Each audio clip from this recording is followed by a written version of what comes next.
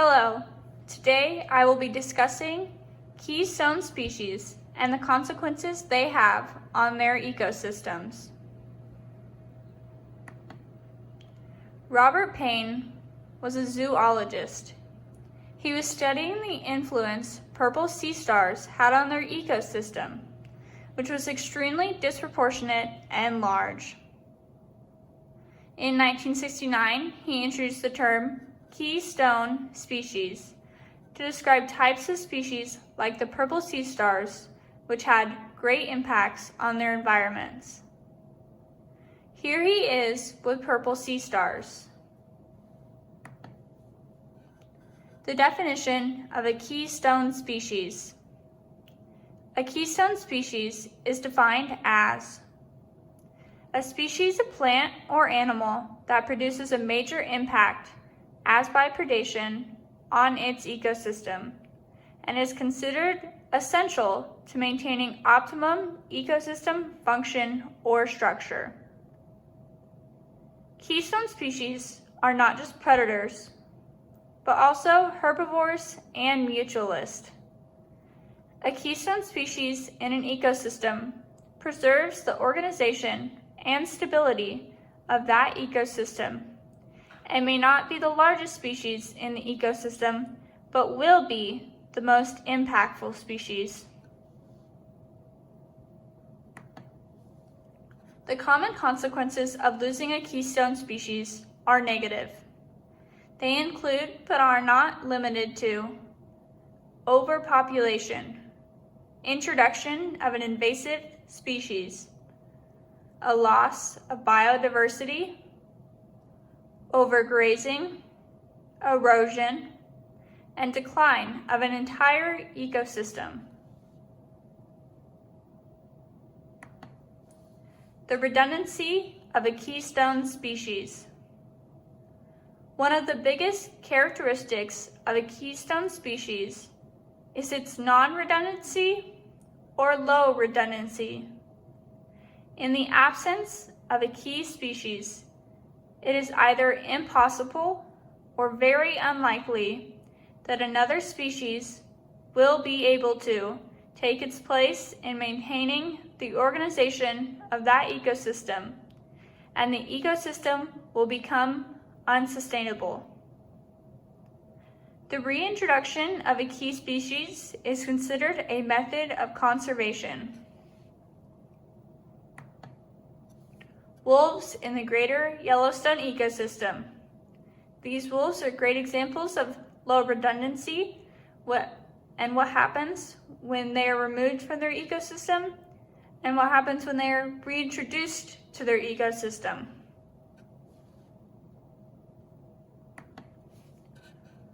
Wolves are the keystone species in the greater Yellowstone ecosystem. Wolves were completely removed from Yellowstone Park in 1924 due to fear of them preying on other animals and livestock. Following the removal, the ecosystem suffered significantly.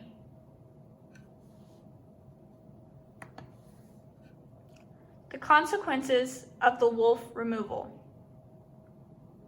Without an apex predator, the population of the elk increased dramatically and caused overgrazing.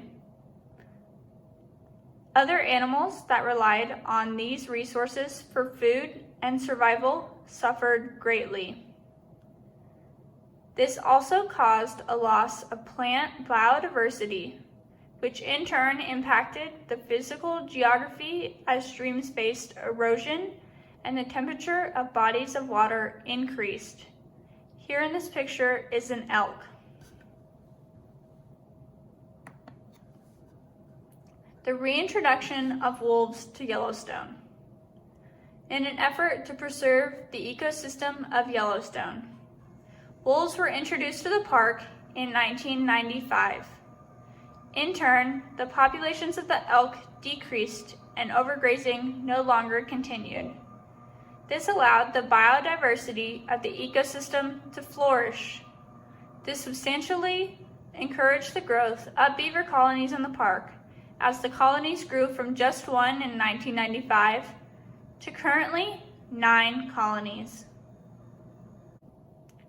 The green-backed fire-crowned hummingbird. This bird is pictured here.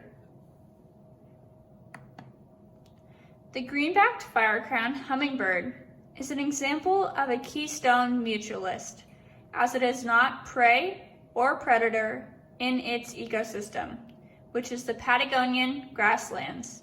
These grasslands are pictured here. Yet the ecosystem in no way could function without this mutualist. The green-backed firecrown is a pollinator like a bee, and is the only pollinator that has adapted to pollinate the local plants of Patagonia, which make up most of its diet. The grasslands ecosystem would meet its demise if the keystone species were to be removed from this ecosystem. This hummingbird is essential to its ecosystem because of its role in non-redundancy.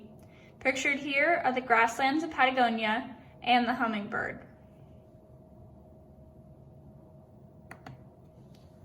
Sea otters in near-shore ecosystem.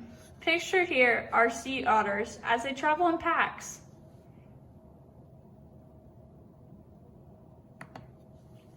Near-shore ecosystem. Pictured here are examples of near-shore ecosystems. Near-shore ecosystems are ecosystems that are adjacent to the coast. They include both the land, like beaches, bays, and other things, and ocean ecosystems. The land in the ecosystem is that closest to the shore. The ocean part of the ecosystem extends out until the ocean gets to approximately 20 meters deep. Therefore, these near-shore ecosystems accommodate kelp forest. Sea otters. In the 18th and 19th centuries, sea otters were nearly hunted to extinction because of their fur for trade. Now, because whaling has taken out the main predator of the orca, the whale, the orca population has skyrocketed, and the sea otter population has decreased greatly as they are preyed upon by more and more orcas. Without sea otters, it is hard to sustain the balance of near-shore ecosystems. Pictured here is the orca, the main predator of the otter.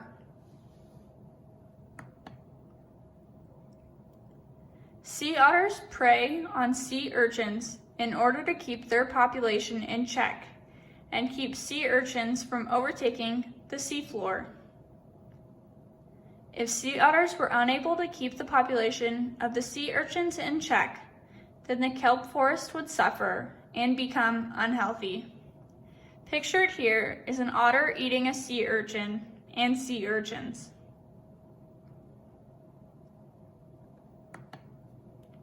Sea otters and kelp forest. Suffering kelp forest would cause the population of marine animals that make their homes or find food in the kelp forest to decline and suffer also. The role of helping the kelp forest continue to thrive also helps minimize greenhouse gases in a roundabout way as kelp consumes and cuts down the carbon dioxide in the atmosphere. Pictured here are kelp forests and the animals that live within them as part of the ecosystem of nearshore ecosystems. Keystone species. As we have seen from the sea otter, the green-backed fire-crowned hummingbird, and the gray wolf of the greater Yellowstone ecosystem, keystone species have large impacts on the ecosystems around them, no matter if they are predators or mutualist or prey. The main characteristic that causes the huge dependency on keystone species is low or non-redundancy. The consequences of the decline or removal of a key species from an ecosystem can be drastic and harsh.